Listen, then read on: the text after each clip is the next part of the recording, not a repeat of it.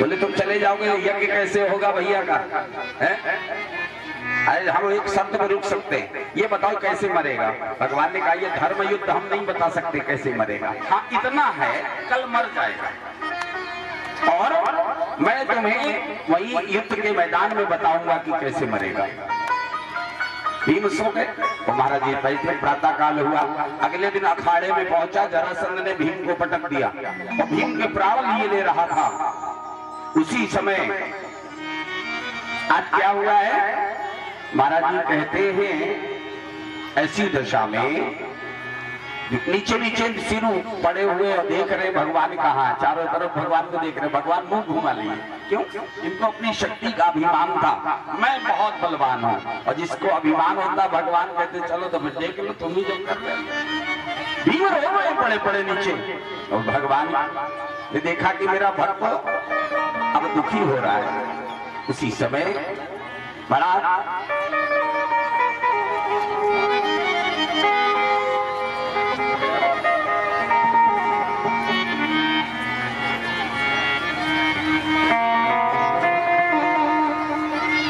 आज भक्तों भगवान ने क्या किया, एक तिनका उठाया जय हो, और तिनका उठा करके उसको दो भागों में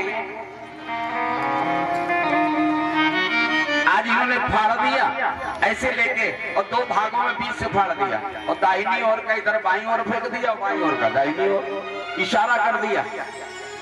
भीम समझ गए ऐसे मरेगा। भीम ने ताकत लगाई, उठे और उठ करके जरासंध को उठा के पटक दिया। क्या हुआ महाराज जी, और उसके दोनों पैर पकड़ के और बीच से फाड़ दिया, लेकिन आगे की क्रिया भूल गए, ऐसे ही छोड़ दिया। अब अखाड़े में दौड़े घूम रहे, हमने जरासंध को मार दिया और है कोई, तब तक दोनों टुकड़े धीरे धीरे धीरे धीरे जुड़ गए और जिंदा हो गया, और फिर पकड़ के मारने लगा। भगवान की ओर देख रहे महाराज, उपाय तो बताया लेकिन अधूरा उपाय बताया। जानते हो ये जुड़ के जिंदा क्यों हो गया? ये दो माताओं से पैदा हुआ था।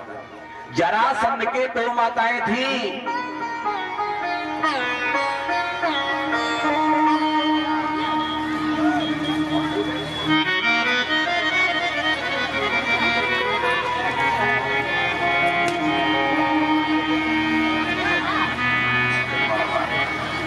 क्या बात है। ये देखिए सभासद जी हैं, ओंकार कठेरिया वार्ड नंबर 2 के सभासद, भगवान के पावन चरणों में भागवत जी पे 1100 मुद्रा ये भेंट करके जा रहे हैं। भगवान का भंडार भरा रखे, कल्याण करे, बोले गोविंद भगवान की। मेरी विनती यही है राधा रानी, कृपा बरसाए रखना, कृपा बरसाए रखना, ओ राधा रानी कृपा बरसाए रखना। मेरी विनती यही है राधा रानी, कृपा बरसाए रखना, कृपा बरसाए रखना। ओ मुझे तेरा ही सहारा ब्रज रानी, तेरा ही सहारा ब्रज रानी, चरणों पे लिप जाए रखना, कृपा बरसाए रखना, ओ राधा रानी कृपा बरसाए रखना। राधा राधा राधा राधा राधा राधा राधा राधा राधा राधा मीरा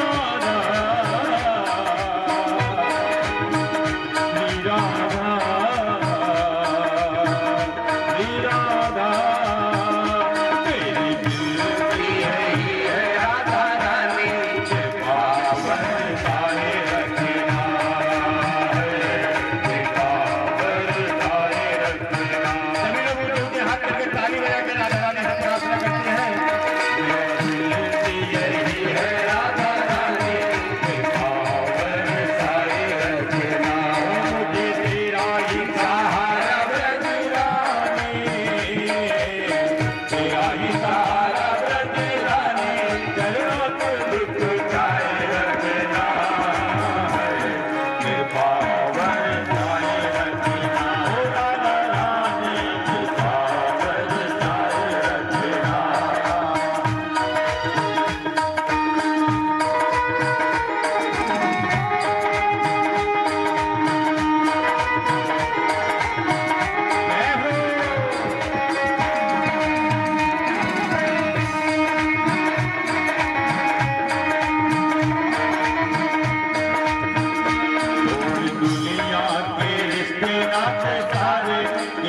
किशोरी तेरे दर पे आ गया है, किशोरी तेरे दर पे आ गया।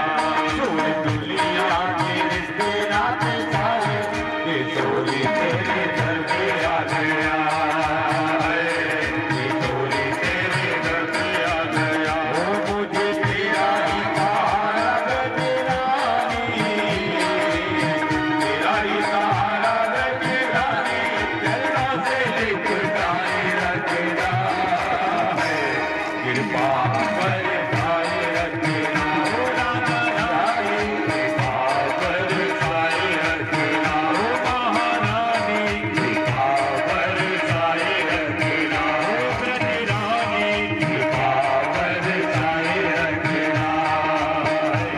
कृपा बरसाए रखना, कृपा बरसाए रखना। मेरा धरानी सरकार की जय हो। आज महाराज जी कहते ये दो माताओं से पैदा हुआ था जरासंध। महात्मा जी का दिया हुआ फल आशीर्वाद में दोनों ने आधा आधा काट के खा लिया था, इसलिए फल जो मिलता है प्रसाद में उसको काट के नहीं खाना चाहिए। ये नहीं थोड़ा उसी में है, तुम भी ले लो, अब सबको बांटना। आपको यदि फल दिया गया है प्रसाद में, उसको स्वयं ही ग्रहण करना चाहिए। इन्होंने आधा काट के दोनों ने खाया था, इस कारण ये टुकड़ों में पैदा हुआ था। एक टुकड़ा एक माँ से एक से मारा जाने के इसको फेंक दिया गया था। हुआ क्या, उसी नगर में एक राक्षसी रहती थी, उसका नाम था जरा। रात में वो राक्षसी दोनों टुकड़े लेके बैठी, वो बोली इस राज्य का मैंने बहुत खून पिया है, एक पुण्य का काम कर दूं। अपना नाम दे दिया और दोनों टुकड़ों को जोड़ दिया। जरा नाम की राक्षसी ने जैसे जियो जियो ऐसा कह के जोड़ा और नाम दे दिया, आज से तेरा नाम होगा जरासंध। कोई तुम्हें मार नहीं पाएगा, जब तक तेरी आंखें मिलेंगी कोई नहीं मार पाएगा। वही था ये जरासंध। भीम परेशान, क्या हुआ, नीचे पड़े हुए भीम भगवान की ओर देख रहे हैं। भगवान ने कहा भैया मैंने तो तुम्हें पूरी बात बताई, लेकिन तुम्हें समझ में नहीं आई। भोजन थोड़ा करना चाहिए, जो लोग ज्यादा खाते हैं बुद्धि अच्छी नहीं रहती, भोजन हल्का करो। ये नहीं हलवा या हलवा खाया और जो भी मांग खावा खाओ, रसमलाई छेना बोले खाते जाओ खाते जाओ। हल्का थोड़ा भोजन करो, बुद्धि बढ़िया रहती है, हमेशा याद रखो। भगवान ने कहा फिर देखो हमारी ओर। उन्होंने एक तिनका उठाया और ले करके उस तिनके को आज क्या किया, ऐसे बीच से फाड़ दिया और यो फेंक दिया। भीम समझ गए इधर उधर करना है।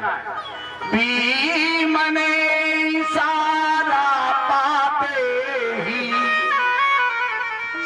भीम को जैसे इशारा मिला तो भीम ने इशारा पाते ही टांग को पकड़ कर टांग लिया, दूसरी टांग पर घुटना रख और एक टांग पकड़ कर फाड़ दिया। हरी टांग पर घुटना रख, टांग पकड़ कर फाड़ दिया।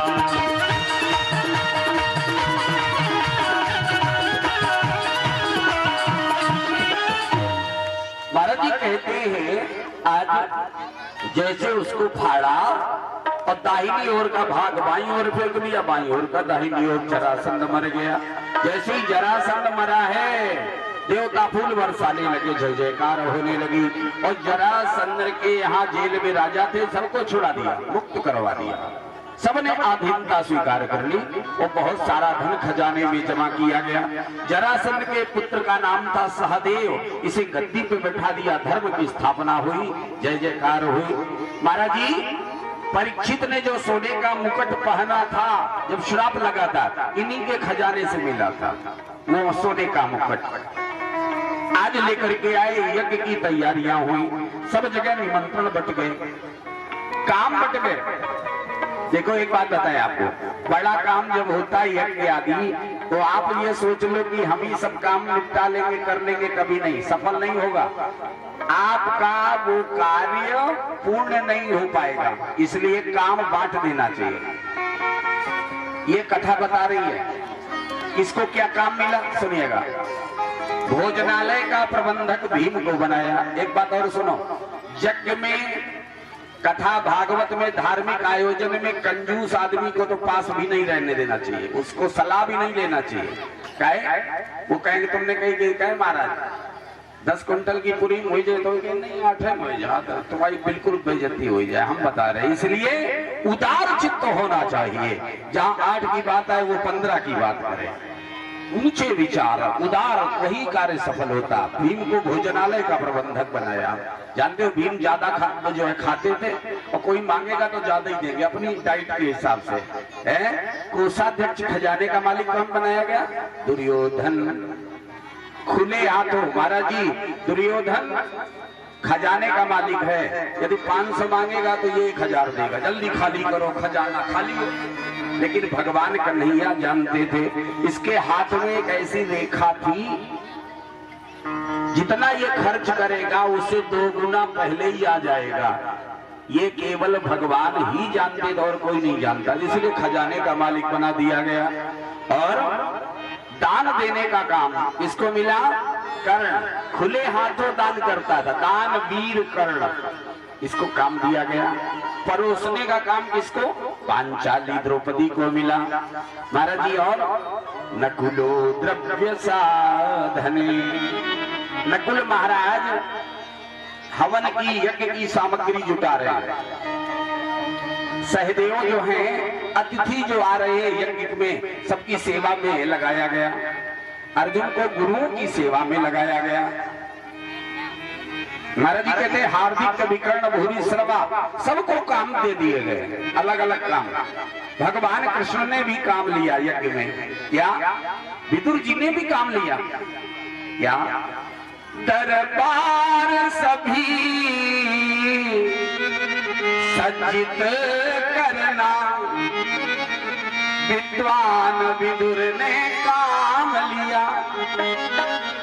पग धोना और पत्तले उठाना, माधव ने अंगीकार किया।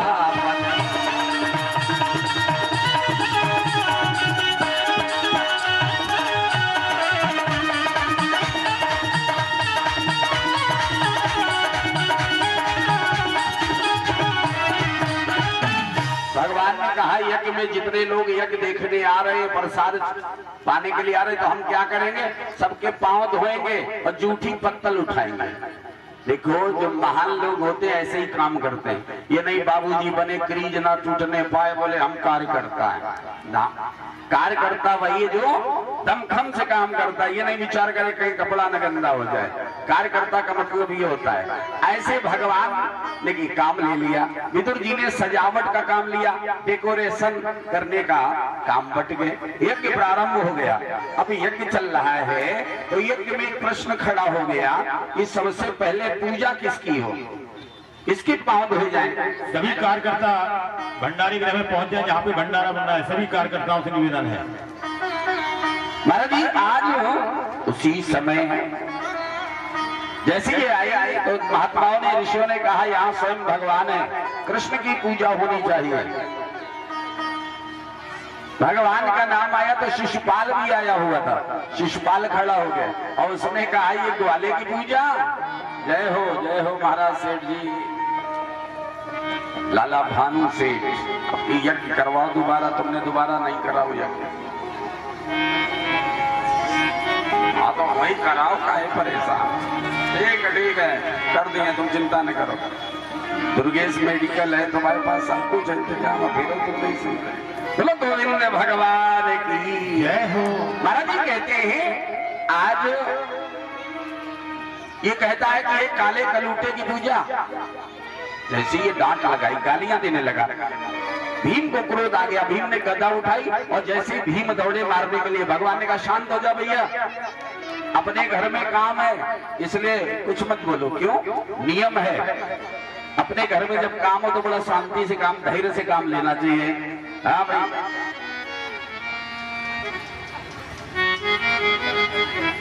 प्लाट हम कहाँ ले लें? प्लाट जब दिए हो तो वही तो ये कह रहे प्लाट ले लो यही जम जाओ। बताओ, प्लाट जब तुम दिए हो तो वही तो ये हमें कहा जहाँ बताओ वही रम जाए। अचंदा तो घर है, ये तो हमारे लिए बड़े सौभाग्य की बात है। हमारा तो जनकपुर है भाई, इतना प्यार कहीं नहीं मिला और शायद किसी को मिल भी नहीं सकता, ये भी हम कहेंगे। धन्य है अचंदा के समस्त हमारी माताएं, बहनें, भाई, बंधु जितने भी सब हमारे संबंधी हैं, सब घर के लोग हैं, बड़ा प्यार देते हैं, बड़ा स्नेह दुलार ये सबको नहीं मिलता, बड़े भाग्यवान को मिलता। हम तो भाई अपने को भगवान की बहुत बड़ी कृपा मानते। आप लोगों ने इतना जो है प्रेम दिया है, इतनी श्रद्धा दी है और इतना अपना हृदय से चाहते, ये बहुत बड़ी बात है। बहुत ही आपने सम्मान दिया, इसलिए हम आप सबका हृदय से वंदन अभिनंदन करते हैं और आशीर्वाद देते हैं। भगवान सदैव तुम्हारा भंडार भरा रखे और सबका कल्याण करे, कोई किसी प्रकार की कभी विपत्ति ना नहीं पाए। बोलिए शंकर भगवान की जय। मुकुंद माधव गोविंद बोल, मुकुंद माधव गोविंद बोल, केशव माधव हरि हरि बोल, केशव माधव हरि हरि बोल, मुकुंद माधव गोविंद बोल, केशव माधव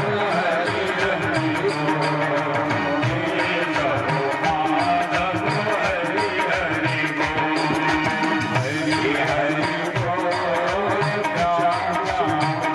माधव हरि हरि बोल, हरि हरि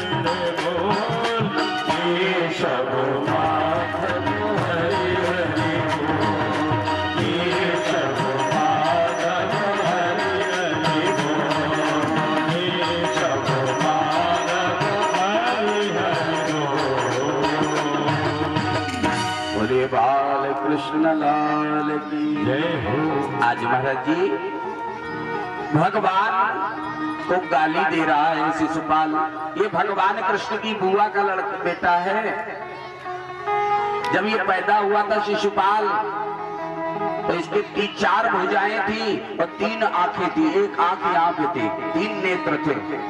विद्वानों से, पंडितों से पूछा गया, बुआ जी ने पूछा कि हमारे लाला के 4 हाथ हैं, 3 आंखें, इसमें अनिष्ट क्या है? विद्वानों ने कहा जिसके छूने से, स्पर्श मात्र से 2 भुजाएं और 1 नेत्र समाप्त हो जाए, बस वही इसको मारेगा। तो बुआ जी करती क्या थी? जो भी आता सबकी गोद में अपने लाला को डालती थी।